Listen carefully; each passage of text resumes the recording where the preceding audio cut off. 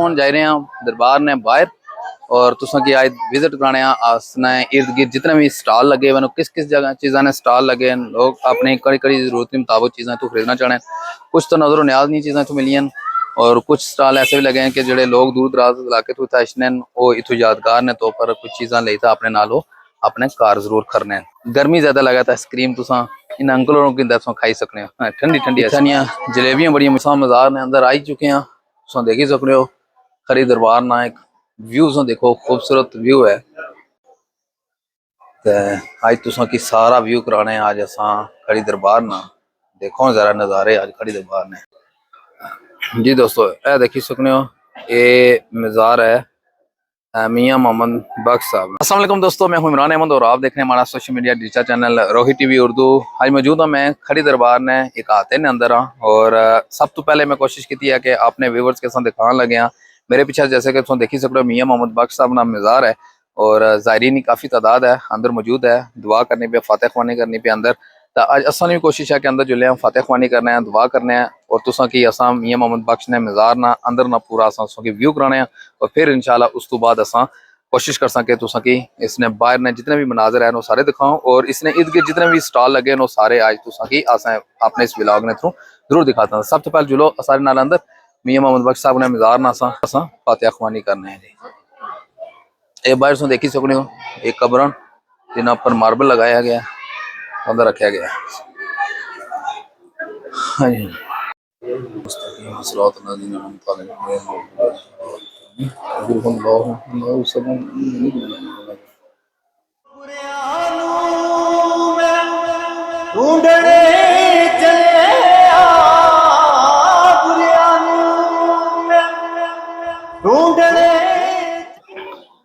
आज जुम्मा मुबारक है और असर ना टाइम है।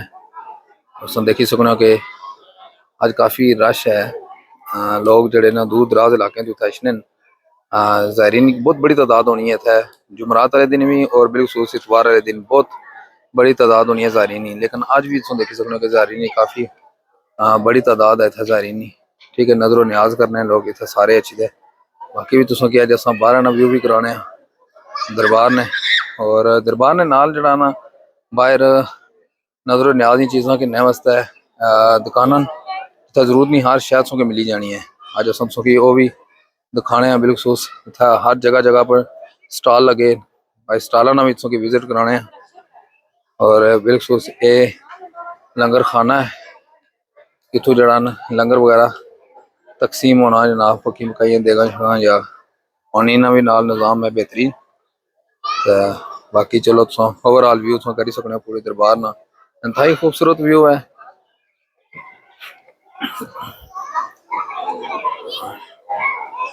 जी दोस्तों हूँ अस के दसन लगे ये वो जगह है जिस जगह ने अंदर मियां मोहम्मद बख्श साहब अपना चिल्ला इतना उन्हें कटिया सी और इस जगह की उन्हें बाज़ाब्ता तौर पर फ्रेम करी बंद किते अंदर बाकायदा तौर पर जगह बनाई गई है।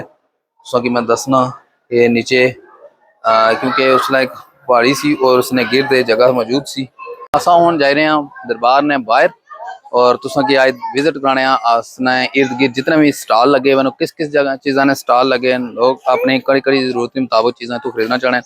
कुछ तो नजर न्याज नहीं चीज़ें तो मिली और कुछ स्टॉल ऐसे भी लगे हैं कि जो लोग दूर दराज इलाके तो इतने वो इतों यादगार ने तौर पर कुछ चीज़ा ले अपने नालों अपने कार जरूर करने तब अपने बच्चों वास्ते और अपने वास्ते अच्छा की दिखाने जरा बाहर आज इतों मिलनी है। ये स्टॉल लगे पूरी वीडियो करी ना फिर किन्ने इतने चूड़ियां शूड़ियां बच्चों दियां हर चीज़ इतों मिलनी है। गर्मी ज्यादा लगा तो आइसक्रीम तुसा इन अंकलों की दसों खाई सकने हो। ठंडी ठंडी आइसक्रीम जड़ा ना इतने भी तुम देखी सकने हो। लोहड़ी तू अपने मर्जी ने पसंद ने मट्टी ने बर्तन भी अपने नाल हो तू करने तुम देखी सकने हो। और जी दोस्तों असा तुम दिखाया हुआ बाहर जो स्टॉल लगे सन उन्होंने विजिट कराया जबकि मज़ार ने अंदर इस तरफ भी स्टॉल लगे इतना भी तुम देखी सकने हो।